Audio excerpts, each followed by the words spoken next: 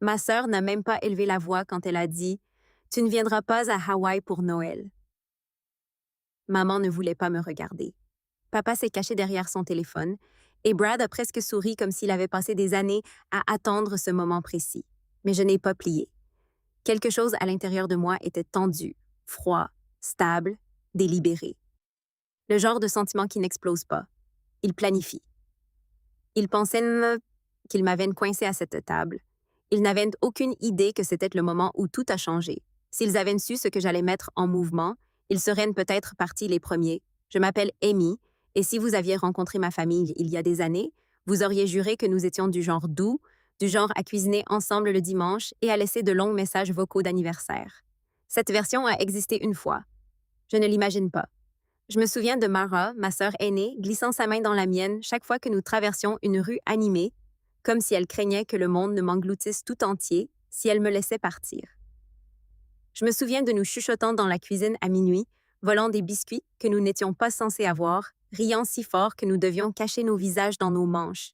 Elle avait l'habitude de dire « Je te soutiendrai toujours », et je la croyais comme les petites sœurs le font complètement. Mais quelque chose a changé quand Brad est entré en scène. Brad, mon beau-frère, est arrivé avec une grande ambition, de plus grandes opinions et un sourire qui se sentait toujours un peu trop pratiqué. Mara adorait cet éclat en lui. J'ai appris lentement que chaque attention qu'elle lui accordait était une pièce qui m'était enlevée. Pas toutes, à la fois. C'est arrivé pouce par pouce. Des appels plus courts, des visites interrompues tôt, des blagues internes qui ne m'incluaient plus. Un nouveau rythme dans la famille où j'étais toujours un demi-pas en arrière, comme si quelqu'un avait tranquillement baissé le volume de mon existence. Au début, je l'ai expliqué. Mara se construisait une vie, les gens grandissent, s'étirent, réorganisent leurs priorités. Je ne voulais pas paraître nécessiteux ou dramatique, alors je suis resté généreux. J'ai aidé quand ils avaient besoin d'un paiement supplémentaire couvert, répondu aux appels de fin de soirée lorsque Brad avait besoin d'une faveur rapide, rempli les espaces vides de compréhension. C'est ce que tu fais quand tu aimes quelqu'un, non? Vous étendez la grâce, même quand vous ne devriez pas. Mais les écarts sont devenus quelque chose de plus net. Dîners de famille où maman appelait Mara la responsable. Non, juste devant moi. Papa a ignoré mes idées parce que Mara s'en occupait déjà. Des vacances où je suis arrivée et j'ai réalisé que tout le monde était là 1 heure plus tôt. De petites choses, oui, mais de petites choses s'additionnent. Il raconte une histoire avant que vous soyez prêt à admettre que vous la lisez. Avec le recul, les signes étaient là bien avant que Hawaï ne soit même mentionné. Une tension étrange dans l'air quand je suis entrée dans une pièce. Sourire narquois de Brad chaque fois qu'une conversation s'éloignait de lui. La façon de Mara de ranger son téléphone sous une serviette quand je m'approchais, comme si ma présence était une interruption. Même la discussion de groupe reconstruite sans moi, comme si j'étais un fichier trop obsolète pour être transféré. J'ai essayé de l'évoquer une fois doucement. Mara l'a balayé en riant. Tu réfléchis encore trop, monsieur. Peut-être qu'elle y croyait. Peut-être qu'elle avait besoin de moi. Mais assise à cette table le soir où elle a annoncé que je n'étais pas invitée à Hawaï, j'ai réalisé quelque chose avec une clarté qui semblait presque physique. Ce n'était pas de la confusion, de la négligence ou de la dérive. C'était une suppression, délibérée, mesurée. Et je n'imaginais rien de tout ça. J'avais l'habitude de me dire, les familles ne décident pas seulement de dépecer quelqu'un, il doit y avoir un malentendu, une mauvaise communication, quelque chose que vous pouvez corriger si vous restez juste assez patient. Mais l'hiver précédant l'incident de Hawaï m'a prouvé que j'avais tort d'une manière que je ressens encore dans ma colonne vertébrale. C'était chez mes parents lors d'un de ces rassemblements de vacances où l'air sentait la cannelle et les vieux meubles. Je m'éloignais pour trouver une couverture supplémentaire marchant dans le couloir éclairé uniquement par la faible lueur du salon. C'est alors que j'ai entendu Mara, ma sœur, à travers une porte à moitié fermée. Sa voix était mince, presque coupée. « Elle est une responsabilité », murmura-t-elle. J'ai gelé. Brad, mon beau-frère, murmura en retour. Elle s'accroche. Honnêtement, je pense qu'elle veut qu'on se sente mal en faisant des voyages sans elle. Elle est jalouse. Puis le rire de Mara. Courte, cruelle, elle peut à peine garder sa vie ensemble. J'en ai marre de la soutenir. Une pause. Elle n'a pas besoin de venir à Hawaï. Elle va tout gâcher. Je peux encore sentir ma main se serrer autour de la couverture que je n'ai jamais fini par attraper. Il y a une sorte de calme qui fait sortir l'air de vous. Pas parce que c'est bruyant, mais parce qu'il est soudainement évident que vous avez été la punchline dans une conversation que vous n'étiez pas censé entendre. Je ne suis pas entrée, je ne les ai pas affrontés. Je suis juste retournée dans le couloir, j'ai laissé le bruit de la maison m'engloutir et j'ai porté ce silence comme quelque chose de tranchant que je ne pouvais pas poser. Après cette nuit, les signes ne se sont pas seulement multipliés, ils ont brillé. Des discussions de groupe se sont formées sans moi. Les invitations se sont perdues, les mises à jour de Mara sur les projets familiaux sont devenues vagues et résumées, comme si elle informait un collègue qu'elle tolérait à peine. Quand elle appelait, ça finissait toujours par quelque chose dont elle avait besoin. Un trajet, un transfert, une histoire de couverture. Mon nom n'est apparu que lorsque cela lui convenait. Et Brad, il était pire de la manière subtile que seuls les gens suffisants gèrent. Le sourcil levé quand je suis arrivée trop tôt. Le sourire narquois quand j'ai proposé de l'aider et il a répondu « Nous l'avons ». La façon dont il me corrigeait sur des choses qu'il ne comprenait même pas juste pour me rappeler où il croyait que j'étais. J'ai appris à lire l'air autour de lui, comme la météo. S'il souriait, cela signifiait que quelqu'un était sur le point d'avoir de la pluie. Mais le tournant n'était pas le couloir ou les chuchotements. Il est arrivé des semaines plus tard sous la forme d'un email. Mon téléphone a sonné pendant que je nettoyais mon appartement. Le nom de l'expéditeur était celui de ma mère, mais le message ne m'était pas destiné. 6 juin était un contrat de location pour une propriété en bord de mer à Hawaï et une note adressée à Mara. Ne lui dis rien. Elle va le rendre dramatique. On n'a pas besoin de son énergie pour ruiner les choses. Je l'ai regardé pendant un long moment. Non pas parce que je ne comprenais pas, mais parce que je l'ai finalement faite brutalement. Toutes les petites coupures, les exclusions, les évasions silencieuses, ce n'étaient pas des symptômes de personnes à la dérive. C'était une stratégie coordonnée. Et j'avais laissé cela se produire par amour, loyauté ou peur d'être celui qui l'avait rendu dramatique. Mais la vérité m'a frappée avec une clarté parfaite. Je n'étais pas dramatique. J'étais en train d'être effacée. Et une fois que vous comprenez que vous ne mendiez pas pour de l'espace, vous le reprenez. Je n'ai pas réagi la nuit où Mara a annoncé Hawaï comme si c'était un prix que je n'avais jamais gagné. Je n'ai pas pleuré, je n'ai pas couru après la compréhension, je n'ai pas demandé ce que j'avais fait de mal. Je me suis juste assis là à laisser cette sensation de tension s'enrouler dans ma poitrine comme une tempête se rassemble au loin. Calme, dense, inévitable. Les gens pensent que la colère est forte. La mienne ne l'était pas. La mienne était une porte qui se fermait. Quand je suis rentrée chez moi ce soir-là, le ciel au-dessus de la ville était étrangement net, comme si l'hiver avait décidé de s'installer tôt. Je suis entrée dans mon appartement, j'ai raccroché mon manteau et, pour la première fois depuis des années, je n'ai pas cherché de raison de les excuser. Au lieu de cela, j'ai cherché la vérité. Vérité réelle, documentée, incontestable. J'ai commencé par reculer. Pas dramatiquement, juste précisément. Quand Mara m'a envoyé un texto pour me demander si je pouvais en repérer quelques centaines parce que Brad était entre 2 paiements, j'ai répondu avec quelque chose de simple. Je peux pas d'explication, pas d'amortissement de la culpabilité. Quand elle a appelé, ayant besoin de moi pour confirmer une histoire pour elle, je l'ai laissé sonner. Quand maman a essayé de m'attacher à aplanir les choses après l'une de leurs disputes, je lui ai dit doucement « Je ne m'implique plus ».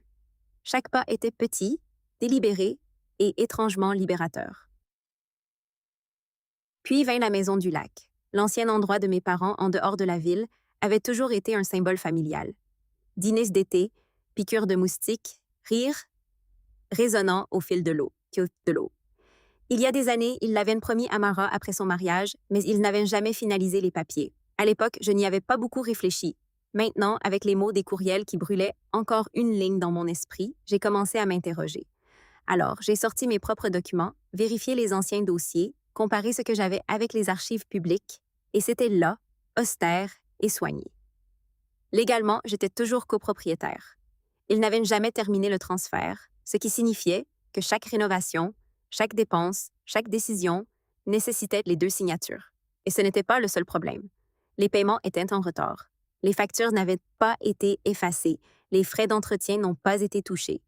Et Brad, toujours aussi sûr de lui, avait loué l'endroit sous la table pour gagner de l'argent supplémentaire, ce que j'ai confirmé en un seul appel au bureau du comté. La femme en ligne a poliment expliqué que toute location nécessitait l'autorisation documentée du propriétaire des 2 parties. J'ai terminé l'appel avec une nouvelle sorte de calme qui s'installait en moi. Ce n'était pas une vengeance. Pas encore. C'était une réclamation. J'ai tout organisé méthodiquement. Paiement, factures en souffrance, avis d'imposition, confirmation de propriété. Je n'étais pas là pour leur faire du mal, je ne cassais rien. Je rassemblais simplement les morceaux d'une photo qu'ils espéraient que je ne verrais jamais. Et, en empilant les papiers dans un dossier soigné, j'ai réalisé quelque chose qu'ils avaient passé des années à me traiter comme si j'étais fragile, réactive, dramatique. Mais mon silence n'était pas une faiblesse. C'était un calcul. Et la prochaine fois que nous nous asseyons à table ensemble, ce ne serait pas moi qui plierais. Je suis arrivée tôt chez mes parents exprès, non pas pour aider, non pas pour arranger les choses comme avant, mais pour sentir la pièce avant que tout le monde n'y entre. La table à manger était déjà dressée. Argenterie parfaitement alignée, serviettes de vacances pliées en triangle soigné que Mara avait toujours insisté pour utiliser car elles ont l'air plus assemblées. J'ai tracé le bord de l'un d'eux avec mon doigt et je me suis demandé depuis combien d'années j'avais confondu performance et proximité. Au moment où tout le monde s'est présenté, l'air était lourd du genre de politesse qui n'existe que lorsque quelque chose de dangereux se trouve en dessous. Mara entra la première, vêtue d'une robe couleur champagne, et d'une confiance qui lui avait toujours semblé une taille trop grande. Brad suivit, roulant des épaules comme si la maison lui appartenait maintenant. Maman traînait derrière, déjà agitée, portant un plateau de pain qu'elle réorganisait sans cesse parce qu'elle ne savait pas où chercher. Papa s'est glissé dans son siège habituel en tête de table et a sorti son téléphone avant même de me saluer. Même scénario, même casting, mais pas le même Amy. Nous avons réussi environ 15 minutes de bavardage qui ressemblait à mâcher du carton. Le travail météorologique, quelque chose que Brad G. n'a demandé à entendre. Mara sourit à tout ce qu'il disait comme tu le fais quand tu fais l'amour au lieu de le vivre. Puis maman a élevé Hawaï. Alors elle a commencé la voix légère, mais tremblante sur les bords. Les vols sont prêts pour la semaine prochaine. L'endroit est magnifique, juste au bord de l'eau. MMH. Mara a sonné sans me regarder. On a vraiment eu de la chance. Je l'ai regardé. J'ai regardé Brad se pencher en arrière comme s'il s'installait pour un spectacle. J'ai regardé papa regarder à nouveau son téléphone pour qu'il n'ait pas à croiser mes yeux. Et puis, juste au bon moment, Mara l'a remis à nouveau. La même ligne qui m'avait traversée comme de la glace des jours auparavant. Tu ne viens pas à Hawaï pour Noël, Amy, c'est déjà décidé. La pièce devint silencieuse, le genre de silence qui a du poids. Maman cligna des yeux rapidement. Papa n'a fait défiler nulle part. Brad sourit. Subtil mais visible, l'expression d'un homme qui pense savoir exactement comment quelqu'un va s'effondrer. Mais je ne l'ai pas faite. J'ai croisé les mains, je me suis assis en arrière, j'ai laissé le calme s'étirer jusqu'à ce que même Mara ait bougé. Et puis j'ai fouillé dans mon sac, en ai sorti un seul dossier et l'ai placé sur la table aussi doucement que quelqu'un déposant un ornement en verre. « Mara !» dis-je, ma voix suffisamment calme pour la faire cligner des yeux avant que nous parlions d'Hawaï. Nous devons parler de la maison du lac. Sa fourchette s'arrêta à mi-chemin de sa bouche. Qu'en est-il? J'ai poussé le dossier vers elle. Ouvre-le, hésita, tel. Brad se pencha en avant, les sourcils se resserrant. Quelle est cette documentation? J'ai dit. Paiement, facture, notification de comté, dossier de propriété. Maman haleta doucement. Papa a posé son téléphone pour la première fois ce soir-là. Mara ouvrit le dossier en balayant la première page. Son visage n'a pas changé tout de suite, mais celui de Brad, oui. Une petite secousse au coin de sa mâchoire. Un changement de posture. Un calcul qui commence à se fissurer. « Vous êtes toujours sur l'acte? » Mara a dit la voix soudainement plus mince. « Oui, » répondis-je. « Le transfert n'a jamais été terminé. Légalement, j'en possède toujours la moitié, ce qui signifie que chaque rénovation, chaque décision et chaque location nécessitait ma signature. » La tête de Brad s'est cassée. « Des locations? Ouais, » dis-je en me tournant vers lui. Le bureau du comté a confirmé plusieurs locations à court terme liées à votre nom, mais comme je ne les ai jamais approuvées, elles sont invalides. Maman appuya une main sur sa poitrine. Le visage de papa vidé de couleur. Mara a essayé de récupérer. Amy, si c'est à propos d'Hawaï, ce n'est pas à propos d'Hawaï. J'ai coupé. Il s'agit d'années de décisions prises dans mon dos. Des années à être traitée comme si je n'existais pas, jusqu'à ce que tu aies besoin de quelque chose. Des années d'effacement. Brad se moquait. Eh bien quoi? Tu penses que tu peux juste entrer ici et je ne réfléchis pas? J'ai répondu « Je l'ai déjà fait ». J'ai sorti le papier suivant, je l'ai dit devant lui « Ceci est la notification du comté ». Comme je n'ai pas autorisé les locations, la propriété est maintenant en cours d'examen et jusqu'à ce que cela soit résolu, personne n'est autorisé à utiliser le lake house. Mara est devenue pâle. C'est notre maison. On vous l'avait promis, dis-je calmement. Jamais finalisé. Légalement, c'est encore en partie à moi. La voix de Brad s'éleva. C'est insensé. Non, j'ai dit. Ce qui est fou, c'est de s'attendre à ce que je reste tranquille pendant que vous profitez d'une propriété que vous ne possédez pas entièrement. Ce qui est fou, c'est de me traiter comme si j'étais jetable et d'être choqué quand j'arrête de jouer. Maman a chuchoté « Amy, chérie ». Mais je ne cherchais pas de réconfort. Je cherchais de la clarté. Alors, voici ce qui va se passer. J'ai continué. Toi et Brad déménagez du lake house. En vigueur immédiatement. Les yeux de Mara s'écarquillèrent, remplis du genre de peur que les gens ressentent lorsqu'ils réalisent enfin que quelqu'un qu'ils avaient sous-estimé a des dons. « Amy, tu ne ferais pas ça. » J'ai rencontré son regard de front. Je l'ai déjà fait. Le comté a les documents. L'examen est en cours. Vous devrez retirer vos affaires d'ici la fin de la semaine. Le silence s'engouffra dans la pièce. Les yeux de maman se sont remplis de larmes. Elle ne savait pas où placer. Papa m'a regardé comme s'il me voyait adulte pour la première fois.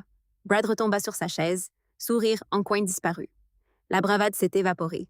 Mara secoua lentement la tête. « Pourquoi maintenant? Pourquoi ça? » « Parce que tu as fait un choix, ai-je dit. Et pour une fois, j'en fais un aussi. Brad se pencha en avant, la voix basse.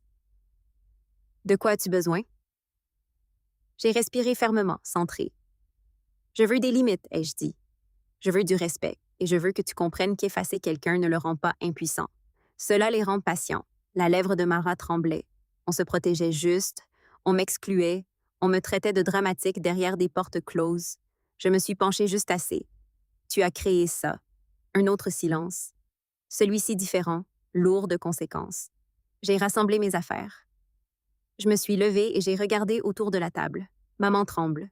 Papa s'envoie. Mara creuse. Brad vaincu. Tu pensais que je plierais? J'ai dit doucement. Mais je ne plie pas. Je calcule. Et avec ça, je suis sortie calme, stable, inébranlable. Derrière moi, personne ne bougeait. Pas même Brad. Ils sont partis plus vite que prévu. En 4 jours, le Porsche du Lake House, autrefois encombré du décor de Mara et de l'équipement surdimensionné de Brad, était nu, balayé par l'urgence plutôt que par le respect.